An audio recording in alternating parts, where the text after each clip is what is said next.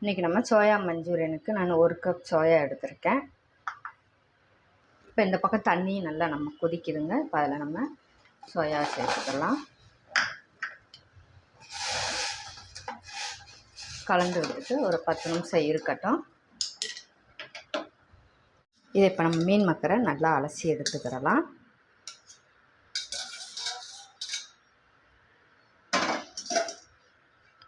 இதை நல்லா நம்ம வாஷ் பண்ணிவிட்டு தண்ணியில் பிழிஞ்சு எடுத்துக்கலாம். மிளகாத்தூள், இது காஷ்மீரி சில்லி, மஞ்சள் தூள், இஞ்சி பூண்டு பேஸ்ட், இல்லை மைதா மாவு 1 ஸ்பூன் சேர்த்துக்கிறேன். உப்பு தேவைக்கு. இது நல்லா நம்ம மிக்ஸ் பண்ணி எடுத்துக்கலாம். இப்போ இது நல்லா மிக்ஸ் பண்ணி எடுத்தாச்சு. ஒரு 10லேருந்து ஒரு 15 நிமிஷம் இருக்கட்டும். இப்போ நம்ம சோயாவை பொரித்து எடுத்துக்கலாம். இப்போ இந்த பக்கம் எண்ணெயும் சூடாயிடுச்சு. இப்போ நம்ம சோயாவை பொரித்து எடுத்துக்கலாம்.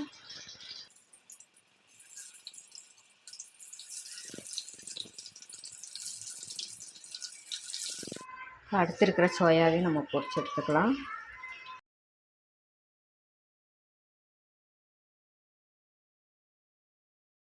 இப்போ கடாய் வச்சுருக்கேன். சோயாலாம் பொரித்து எடுத்தாச்சு. இப்போ சோயா பொரிச்ச எண்ணெயை நம்ம சேர்த்துக்கலாம்.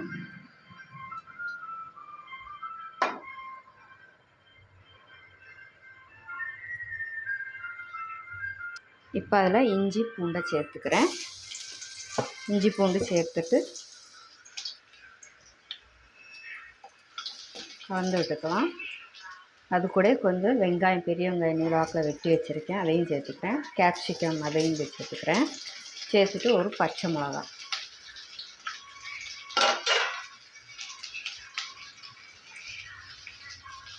கொஞ்சமாக உப்பு சேர்த்துக்கிறேன்.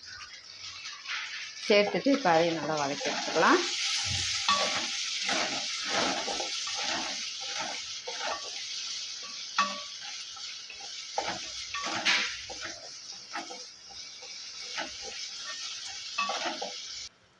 இப்போ ஓரளவுக்கு நல்லா வதங்கியாச்சு. ரொம்பையும் வதங்கக்கூடாது. கொஞ்சம் கடித்து சாப்பிடும்போது கொஞ்சம் க்ரன்ச்சியாக இருக்கணும். அதுக்காக தான் இப்போ சிம்மில் போட்டுட்டு கொஞ்சமாக மிளகாய்த்தூள் சேர்த்துக்கிறேன்.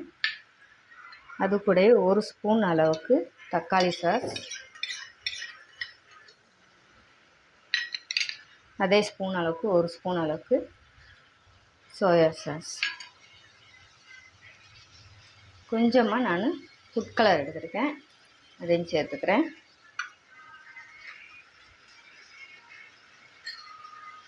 அதையும் நல்லா கலந்து எடுத்துக்கலாம்.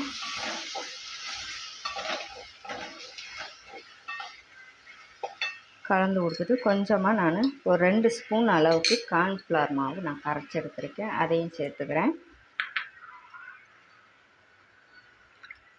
சேர்த்துட்டு கொஞ்சம் தண்ணி விட்டுக்கலாம்.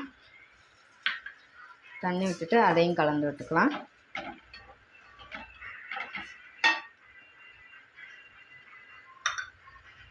சோயா பொரிச்சதையும் நம்ம அதில் போட்டுக்கலாம். லைட்டாக உப்பு தேவைக்கு சேர்த்துக்கலாம்.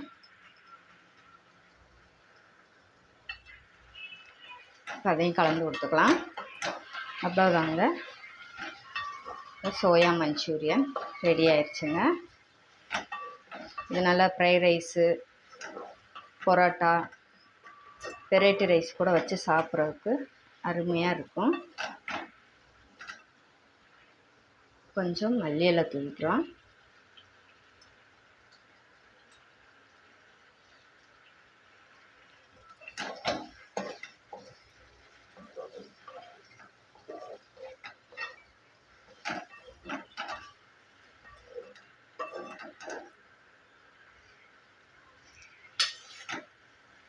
அருமையாக ஒரு சிம்பிளாக நம்ம வீட்டிலே செய்யக்கூடிய சோயா மஞ்சூரியன் ரெடி ஆயிடுச்சு.